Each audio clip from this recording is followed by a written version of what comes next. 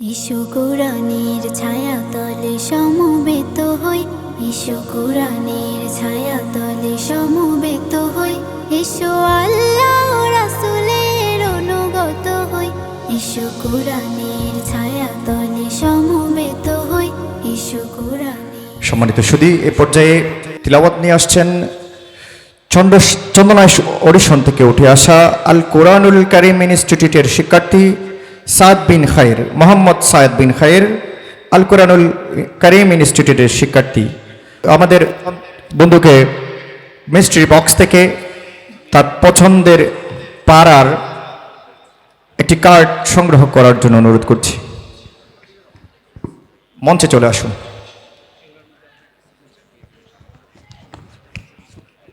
সাদ বিন খায়ের, তার ভাগ্যে পড়েছে 5 পারা 8 পৃষ্ঠা, 5 পারার 8 পৃষ্ঠা। আপনাকে 5 পারার 8 পৃষ্ঠার শুরু থেকে তিলাওয়াত করতে হবে।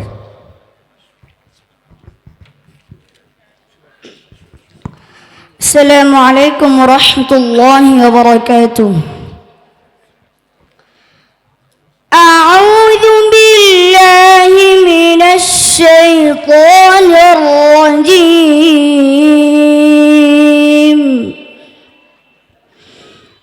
বিসমিল্লাহির রাহমানির রাহিম।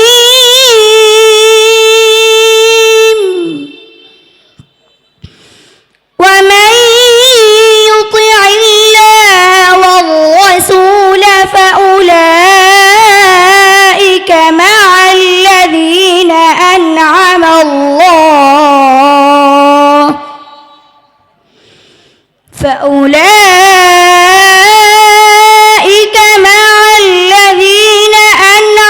الله عليهم من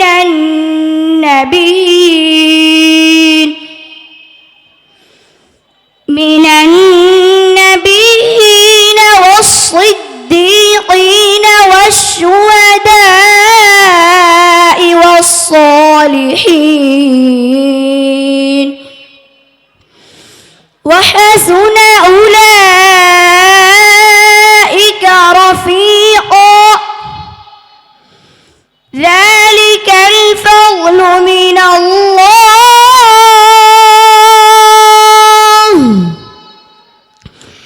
وكفى بالله عليما يا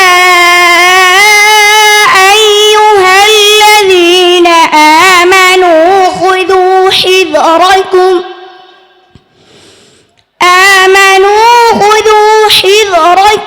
فانفروا ثبات أو انفروا جميعا وإن منكم لمن ليبطئن فإن أصابتكم مصيبة قد أصبتم مثليها আবার পড়ো وإن منكم لمن ليبطئن فإن أصابتكم مصيبة قال قد أنعم الله علي إذ لم أكن معهم شهيدا ولئن أصابكم فضل من الله ليقولن كأن لم تكن بينكم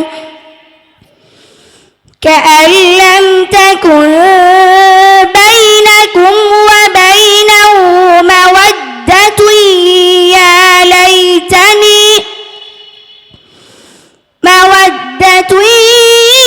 يا ليتني كنت معهم فأفوز فوزا عظيما فليقاتل في سبيل الله الذين يشرون الحياة الدنيا بالآخرة خيره ومن يقاتل في سبيل الله فيقتل أو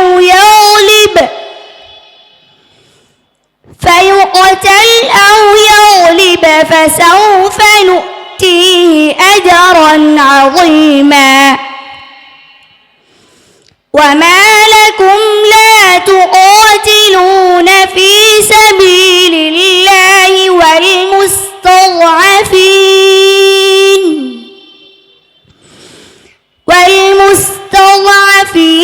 من الرجال والنساء والولدان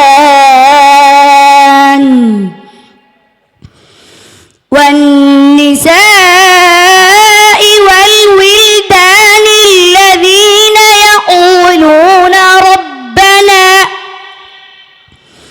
يقولون ربنا أخرجنا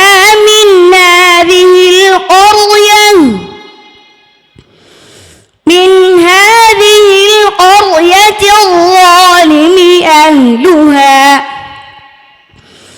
واجعل لنا من لدنك وليا واجعل لنا من لدنك نصيرا حسبك صدق الله العظيم السلام عليكم ورحمة الله وبركاته আমাদের চন্দনাইশের বন্ধু সাদ বিন খাইর এতক্ষণ তিলাওয়াত করলো। আমি শায়েখ সালাউদ্দিন ফয়সাল হাফিজুল্লাহর কাছে জিজ্ঞেস করছি আমাদের ছোট্ট বন্ধু কীরকম তেলাওয়াত করলো জাজমেন্ট করার জন্য অনুরোধ করছি। মাশাআল্লাহ, সাদ বিন খায়ের তার সেলফ কনফিডেন্স খুব ভালো ছিল, ফ্যান্টাস্টিক তেলাওয়াতের মধ্যে আরও কিছু বিষয় যদি লক্ষ্য করে তাহলে তার তেলাওয়াতটা বিশ্ব মঞ্চে মঞ্চায়িত হওয়ার উপযুক্ত হবে ইনশাআল্লাহ। বিশেষভাবে আমরা ঈদগামে বাগুন্নার ক্ষেত্রে পরবর্তী যে ইয়াটা রয়েছে, ইয়াটা মিলানের ক্ষেত্রে অনেকই বিচ্যুতি হচ্ছে। যখন আমরা ঈদগামে বাগুন্না করবো ইয়ার মধ্যে ইয়া মাত্তাসদিদ হবে, তখন ইয়াটার মধ্যে ভালোভাবে ঈদগামে বাগুন্না করতে হবে। এই ক্ষেত্রে বাচ্চারা অনেকেই ভুল করছেন। আরেকটা ভেরি কমন একটা রং করতেছে তেলাওয়াতের মধ্যে, সেটা আল ওয়াকফু আল ইআদা। কোথায় স্টপ করবে, স্টপ করার পরবর্তীতে আবার কোত্থেকে শুরু করবে। এটা আমি যতগুলি কন্টেস্ট এখানে আসছে সকলের মধ্যে এই ভুলগুলো লক্ষ্য করেছি। তো এই বিষয়ে আমি সকল হুফাজে কেরাম, আসাতিজা কেরাম এবং কোরআন প্রেমী বন্ধুরা যারা রয়েছে তাদেরকে সাজেস্ট করব যে যারা ওয়াকফি আদার কোরআনগুলি রয়েছে, ওয়াকফি আদার কোরআন মজিদগুলি তোমরা সংগ্রহ করবে এবং ওস্তাদের তত্ত্বাবধানে খুব বুঝে যদি আমরা শুরু থেকে যখন নাজেরা পড়ে বাচ্চারা তখন থেকে যদি আমরা ওয়াকফে আদায় অভ্যস্ত করি তাহলে এই ভুলগুলো থেকে সহজেই বাঁচা সম্ভব হবে। আমি ওর উজ্জ্বল ভবিষ্যৎ কামনা করি এবং আজকে যারা এই এত সুন্দর একটা আয়োজন উপহার দিয়েছেন, সারা দেশ এবং দেশের বাহির থেকে যারা এই আয়োজনকে উপভোগ করছেন দেখছেন, সকলকে আন্তরিক মোবারকবাদ জানাই। আসসালামু আলাইকুম ওয়া রাহমাতুল্লাহি ওয়া বারাকাতুহু। আমাদের সম্মানিত বিচারকের পরামর্শ আমাদের বন্ধুর জন্য আগামীর পথ চলার সঙ্গী হবে বলে আশা করছি। শুভকামনা রইল বন্ধু সাদ বিন খাইরের জন্য।